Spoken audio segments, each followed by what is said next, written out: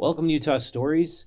So the Supreme Court just announced that they are allowing cities to enforce no camping policies to a greater degree than they were, that you really cannot camp on public land or in public parks or public trails. And if you watched this program before, you know we've done a lot of interviews with people camping in public places. It's a tough situation because there's two things that are true at the same time. Our parks are our assets. They're where we play. They're where we recreate. Everybody wants to be able to take their kids to parks and feel safe. But at the same time, a lot of homeless people really say they have no other place to go. So on the program with me today is Executive Director of Solutions Utah, Dale Keller. Thank you so much for coming on the program, Dale.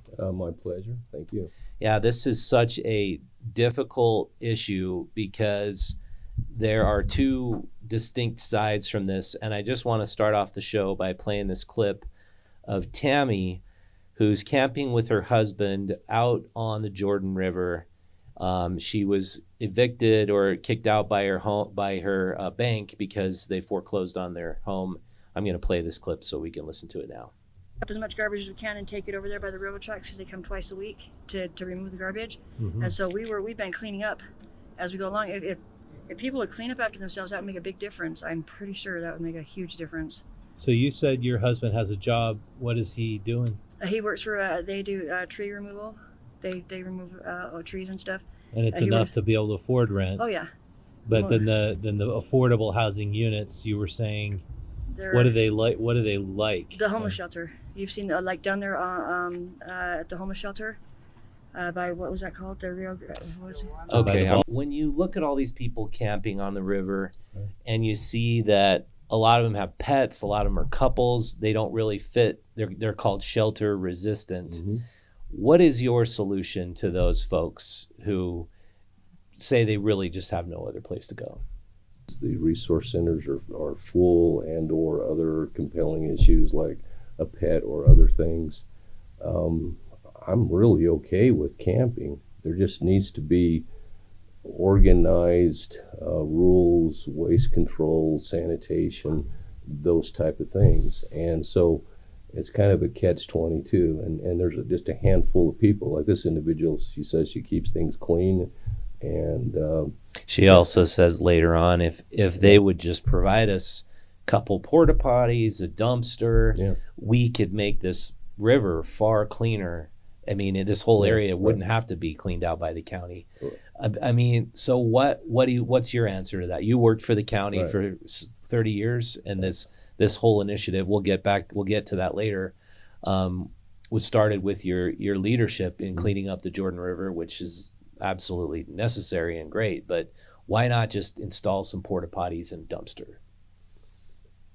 We would support that actually, but not along the Jordan River. I mean, from a public or from an environmental health perspective, we're seeing an increase in total coliform counts. So the native cottonwood trees are being used for firewood. And so if there was a good, compelling location, which, my goodness, about 15 years ago, when we're kind of in infancy of this problem, the health department, because we're out in the field, we saw a tsunami coming. I met with the Salt Lake City Council and a few other leaders and actually said, hey, this is a county location, the city owns this property. Why don't we set this aside as a location for those that, for whatever reason, maybe it's a drug addiction problem, maybe there's just not room or whatever, to go to those locations. And at that time, there was a lot of pushback. And so you were actually suggesting they send them there to camp, basically. Yeah. In fact, I had a location. There was a trailer park that was very close to where the State Fair Park is, and it was the ideal location. The KOA? No, it was close to the KOA though. Oh, okay. And said, hey, why not set it? I mean, it seems like a compelling answer to that. And there was a lot of pushback, but the pushback was, no, we want a better solution to this. At that time, there was not an understanding that there was an awful lot of resource-resistant individuals. And so I want to pull up your slideshow that you gave when we were at the Solutions Utah conference.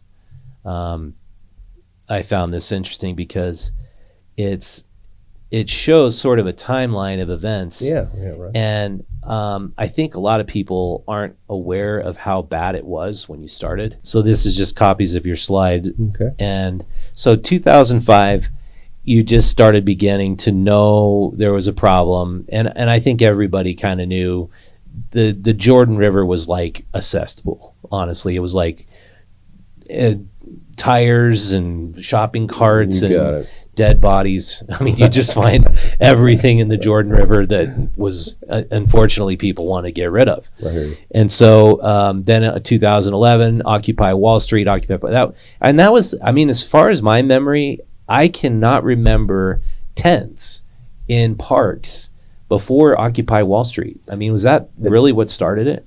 Yeah, that was kind of the tipping point. And the interesting thing about Occupy Pioneer Park was, as opposed to what a lot of health department leaders and city leaders want to say, it actually worked for a while. Mm-hmm. I was there almost from day one. I believe I was a supervisor, maybe an inspector at the time, but they had a central location where they cooked, but there was also a really compelling social issue as well. Yeah. They had locations where new tents were set up, and then they actually would have roped off then not so good tents, lean-tos, and then a section for people just to camp. And so unfortunately, just like society, they kind of had a social economic perspective to how they put this together. But they had organized rules, and it sort of worked for a while. That was what, a few months of that 2011? Yeah, not months, but weeks. Okay. And then, unfortunately, as tends to happen, criminal elements got embedded in it, drug use, and there were some pretty serious crimes that occurred. And the city, Salt Lake City PD at the time, I think it was Chief Burbank, put an end to it. Okay. And I actually think it was a positive model for what could happen, so long as there are rules and people are willing to keep the rules. Yeah. Yeah, later on in the show, I want to show you the camp that I observed the most, which was a camp that existed for 3 months prior to the Ramada Inn opening. Right. I'll get to that later, but back to this timeline. Yeah. So that was the beginning of people camping in parks that I could see. But then, obviously, it became a public health hazard.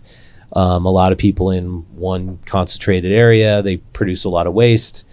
And so your first cleanup effort was in 2016, is that correct? No, actually, if you go back to 2005, we had one or two inspectors that were assigned with some tech positions to kind of coordinate cleaning up camps with Public Works. We used inmates from the county jail, and we did these with Salt Lake City's Goofy, throw your garbage in the street and we'll come and pick it up, their neighborhood cleanup program. Oh, yeah. So that's how we disposed of the waste. Because the problem early on was really just during the summer. We didn't ever see camps and things until probably after Occupy Pioneer Park. But there were some tents and some camps out, but again, everything flipped in 2011. Yeah. So I want to show a few images of what that looked like. This was your cleanup effort of the Jordan River in 2015, is that right? I think 2016, I believe. But yeah. God, and this is just, I mean, unbelievable. Yeah, and Richard, keep in mind that the location that you're looking at, sir, is the county owns some property from about 33rd South to about 47th on both sides of the river. It's where the Jordan River Parkway goes through now. And it was set aside by the feds as not wetlands, but environmentally sensitive areas. And so at the time, we knew that this was just a crazy growing problem, particularly in West Valley. And West Valley city officials were not particularly pleased with the county because they own this property, and it would literally, for almost 2 miles, look like that. I think, as I had mentioned in the presentation, a period of 2.5 weeks, we removed 500 tons of garbage out of that area. It was nothing short of stunning. And the compelling part about this was we had reached out to EPA Region 8 because we wanted to take heavy equipment in there, and they had this environmentally sensitive status, and they said, no, you're going to damage the environment if you take a dump truck or a front end loader or something in there. So I worked with and had somebody from Denver come out in all of 10 minutes with a walkabout in piles of garbage. They said, do what you want to clean it up, which it was. And I'm delighted to say, because of efforts of the health department, South Salt Lake, West Valley, for the most part, it still looks clean. And this was terrific. Basically just humans going out, cleaning it by hand. Show that slide one more time, Allegra. I mean, you just, in this slide alone, you just can see, I mean, this has got to be like several tons of garbage right here. But what you don't notice, Richard, in this is that there have been multiple fires, and you can see no limbs on these trees too. Fires were very, very common in this location. And go ahead, sir. I'm sorry. Well, 2016 seemed to be a pretty pivotal year. Yes. It was like, that's when it just felt like everything went to hell in a handbasket really quick, because that's when Operation Rio Grand started. And the highway patrol had to be called in, and they had to just completely change the method of dealing with the homeless situation. What is your reasoning as to why that happened in that year? I believe it was possibly 2017 when Operation Rio Grand occurred. Oh yeah, maybe it started in 2016. In my mind, state officials just said, I mean, enough is enough. Whether it's resources, whether it's a desire, for whatever reason, the city needs to, or the state needs to take accountability for the Rio Grande area, the 500 West area. And the truth is that what wasn't advertised a lot was there was massive, massive crime going on in that area, particularly drug dealers, cartel activity was there. And so it was at such a high, compelling public safety issue that the state felt inclined that they needed to go in. And by the way, it worked great. And my office partnered with the state, Salt Lake City PD and others were involved as well. And the rumor was they were given one-way bus tickets to inmates getting out of LA prison and Las Vegas. Was there any credence to that? I heard that from several people, but you know, I'm hearing the same rumors you are, and I've not been able to confirm. I do know there's some information out about some things occurring from Denver to Salt Lake recently, but I heard that rumor over and over again. By the way, I would ask all the time, folks, why Utah? Why Salt Lake, right? Because as opposed to what the average person would say, most of these individuals are not from Salt Lake, are not from Utah.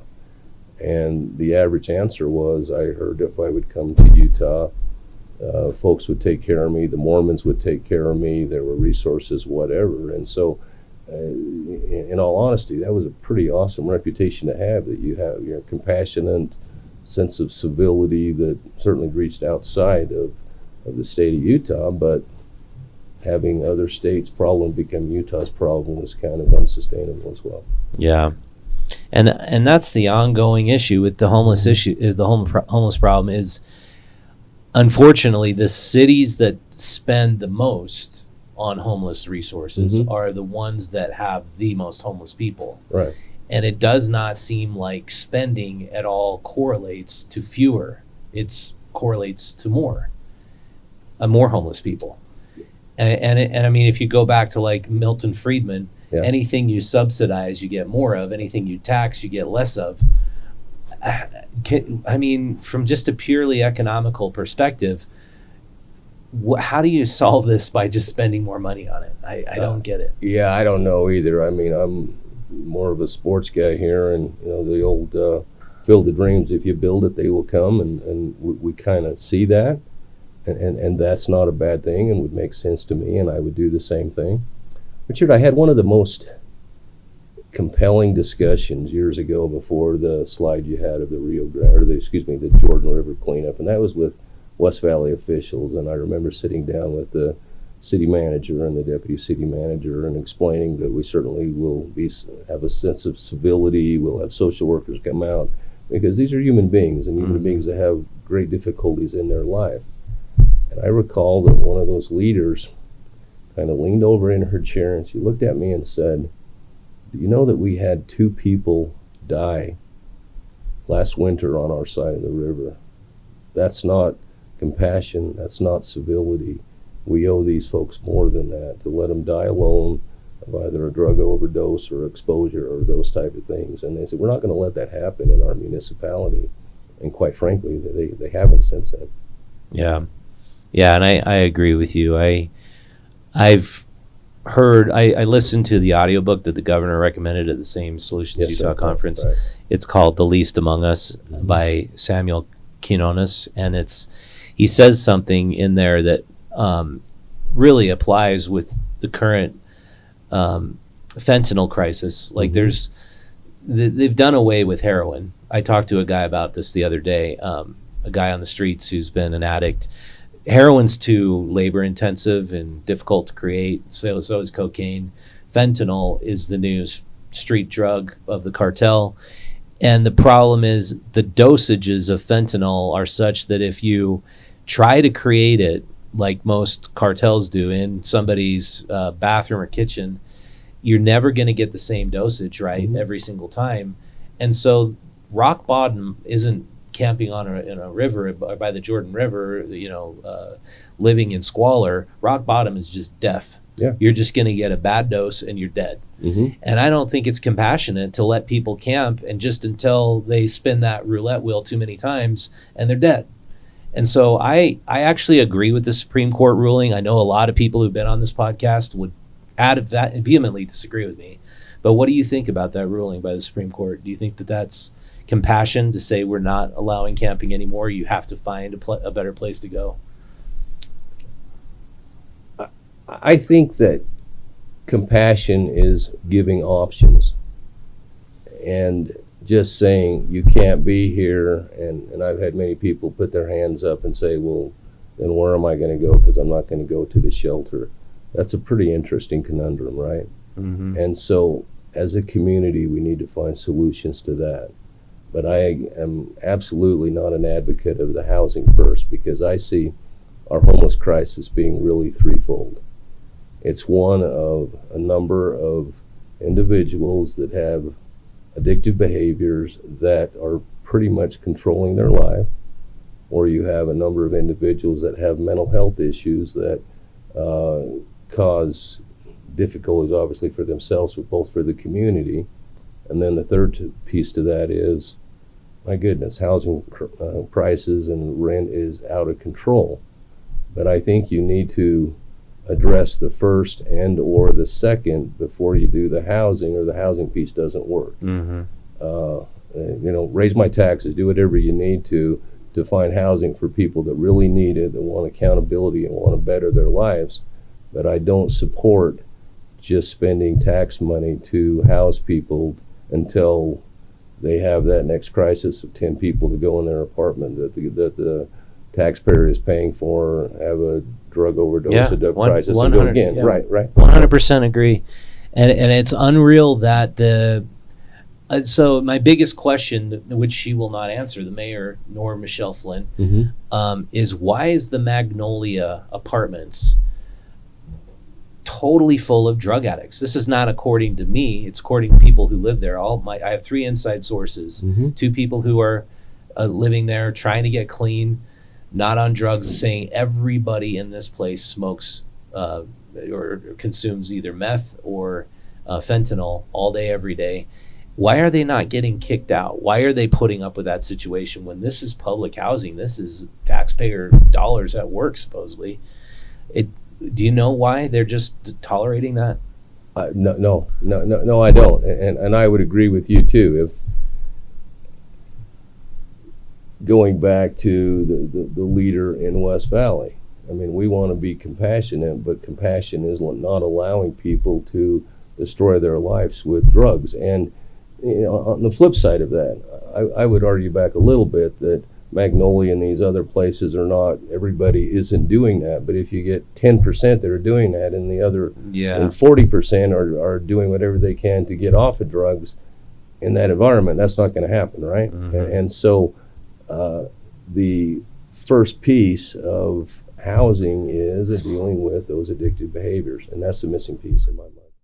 And we have a really exciting announcement. We have a sponsor of this program now. It is the Other Side Academy. We love these guys. They just opened a donut shop in West Valley, and it's the Other Side Donuts, and it's called a social enterprise because they're using the academy to staff up the donut shop. And these guys are learning how to make gourmet donuts. They're working all day. They're learning how to be good employees, be productive citizens. And these are people who are former felons and drug addicts.